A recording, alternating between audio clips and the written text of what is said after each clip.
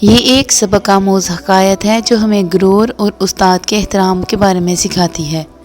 ایک شخص کشتی کے فن میں ماہر تھا۔ وہ اپنے شاگرد کو خاص توجہ دیتا اور وہ شاگرد کچھ ہی عرصے میں زبردست پہلوان بن گیا۔ شاگرد کی شہرت بڑھنے لگی، لیکن غرور بھی دل میں جگہ بنانے لگا۔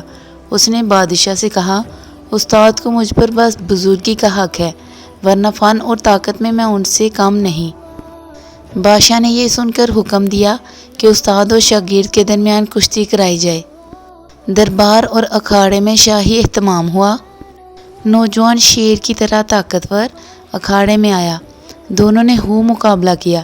پھر اچانک استاد نے ایک ایسا داؤ کھیلا جو اس نے کبھی نہیں دکھایا تھا اور شاگرد کو زمین پر پٹک دیا۔ ہر طرف واہ واہ کا شور مچ گیا۔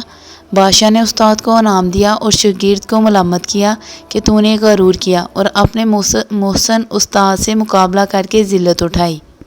نوجوان بولا، استاد نے مجھ سے ایک داؤ چھپا رکھا تھا۔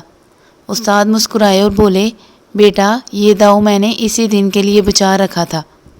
یہ کہانی ہمیں سکھاتی ہے کہ چاہے ہم کتنے ہی ماہر کیوں نہ ہو جائیں، استاد اور بزرگوں کے علم اور تجربے کے بارے میں وہ ہمیشہ ہم سے آگے رہتے ہیں۔